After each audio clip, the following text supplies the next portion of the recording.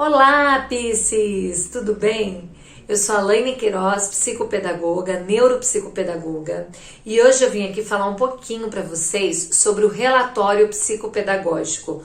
Como que a gente organiza esse documento escrito tão importante que finaliza o processo de avaliação. Esse vídeo está imperdível, não sai daí.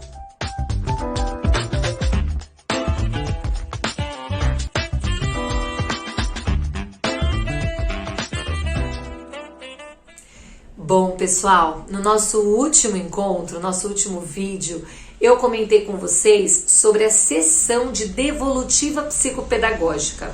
Se você não assistiu, está imperdível, vou deixar o link aqui embaixo. Bom, lá na devolutiva, como eu falei no vídeo para vocês, é uma sessão oral que a gente vai explicar todo o processo de avaliação, apresentar os resultados e fornecer aí alguns encaminhamentos. E o relatório, ele é a forma escrita dessa devolutiva. Então, esse relatório psicopedagógico, ele é um documento que o profissional faz ao final da sua avaliação, é um relatório, e ele é entregue aos pais, ao solicitante daquele processo de avaliação. Esse relatório, ele é muito importante, ele vai reproduzir a sua prática enquanto profissional, enquanto psico, enquanto neuropsicopedagogo.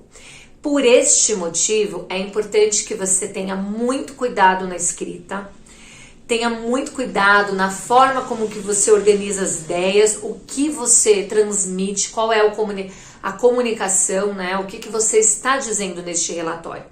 Porque normalmente é comum que este relatório seja enviado a outros profissionais, às escolas. Os pais muitas vezes disponibilizam esse relatório a outros profissionais para que seja dado continuidade ao atendimento, à intervenção do paciente.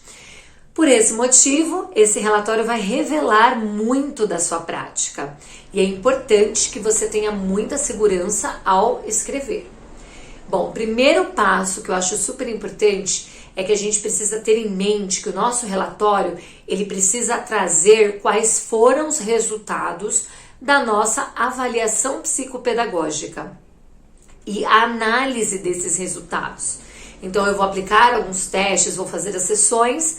Ao final de cada sessão, qual é o resultado que o paciente trouxe? E a partir daquilo, o que eu, enquanto profissional, analisei. Para que então o meu relatório tenha, ao final, uma hipótese diagnóstica e encaminhamentos também. Orientações, tudo isso o relatório precisa contemplar. Então, o nosso relatório ele precisa trazer uma escrita objetiva, clara, formal, com elementos próprios da área, da psicopedagogia. Então, ele precisa ser um relatório bem redigido e precisa ter uma linguagem acessível aos pais. Pois, apesar de eu trazer neste relatório termos específicos da psicopedagogia, de aprendizagem, de testagem cognitiva, eu preciso explicá-los para que os pais, em posse deste documento, consigam compreender o que tem ali, tá certo? Bom, como que é o formato, como que é a organização deste documento? Eu, particularmente, utilizo uma formatação, mas não existe uma formatação padrão, não existe uma orientação de como se reescreve, de como se organiza este documento.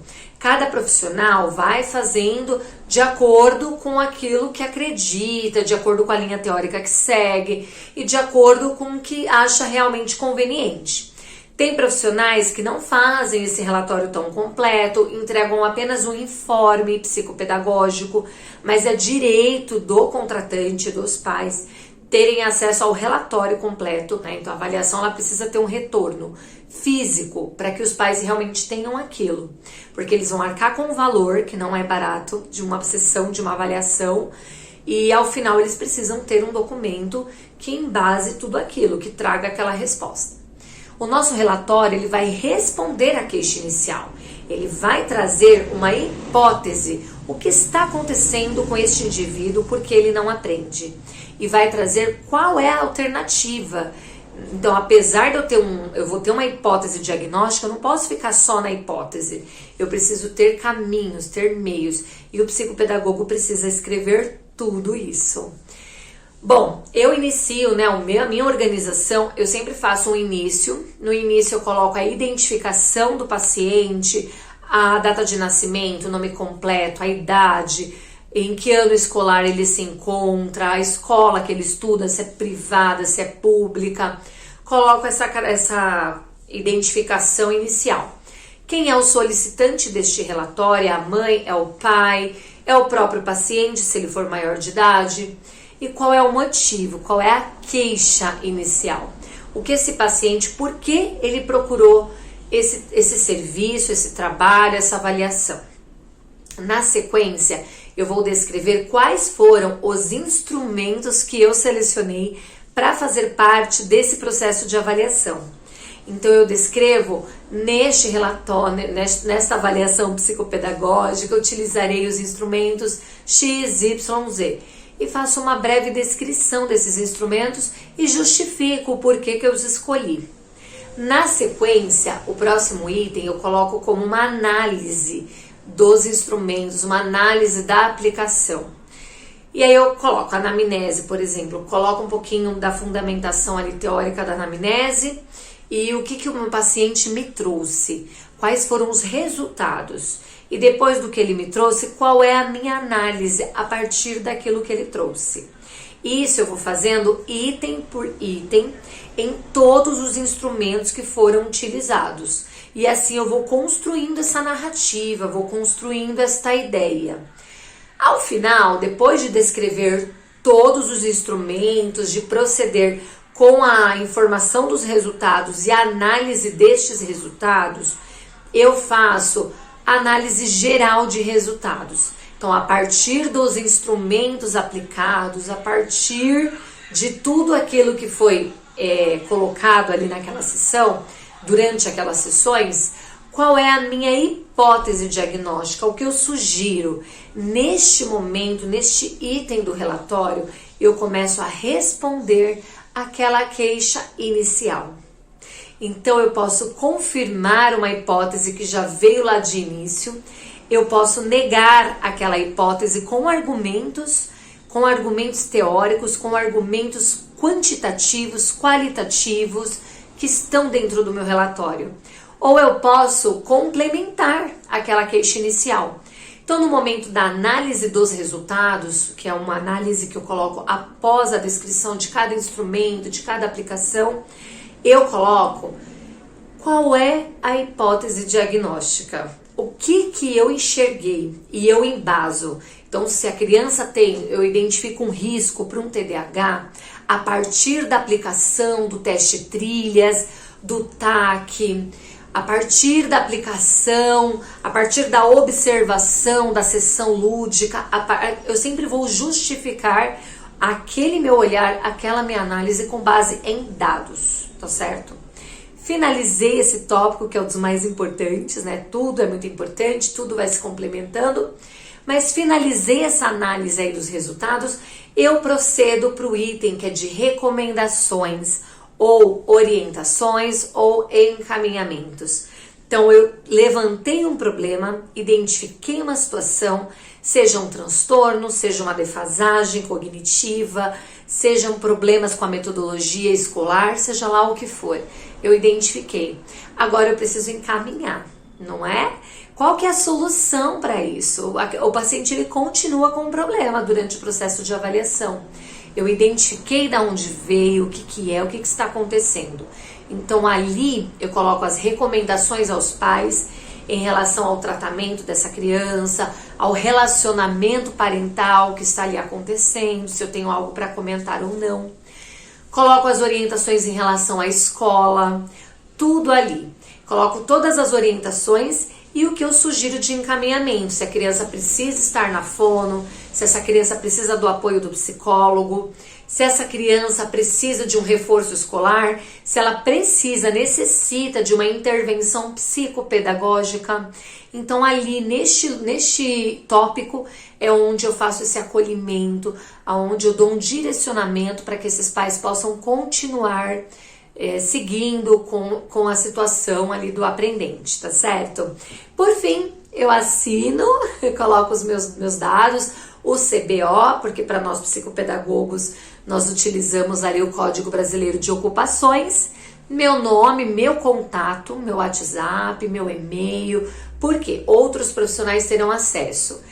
E deixo sempre à disposição que se houver, se surgir quaisquer dúvidas em relação ao que foi avaliado, que eu estou à disposição, porque pode acontecer de um profissional, nossa, mas eu fiquei intrigada com essa hipótese, aí pode entrar em contato, me perguntar, me questionar, e aí a gente consegue conversar um pouquinho melhor, tá certo?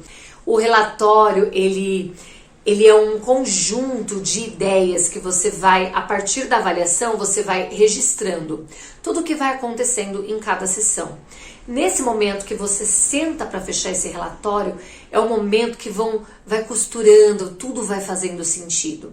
Então, às vezes, quando a gente está no início de uma avaliação, e no início da carreira, a gente fica desesperado, pensando com angústia mesmo e ansiedade, né? Muitas vezes o pessoal fica muito ansioso. E assim, com aquela dúvida, eu vou conseguir trazer alguma resposta? Porque eu não tô vendo uma resposta clara. Mas quando a gente senta para fazer o relatório, é o momento que tudo faz sentido. É aquele momento que aquela primeira sessão, ela se conecta até a última e você começa a tecer uma narrativa que vai trazer a resposta. E a partir desse resultado, você como profissional capacitado que você vai conseguir fazer o melhor encaminhamento, tá certo? Bom, sobre a escrita, né, do nosso relatório foi isso. Peço que vocês tenham muito cuidado com essa escrita, porque é o nome de vocês, né? Vocês precisam zelar pelo seu nome, pela sua boa fama enquanto profissional aí da área da psicopedagogia, tá certo? Espero que você tenha gostado. Lá no meu site a gente tem vários cursos e tem um curso exclusivo sobre relatório psicopedagógico.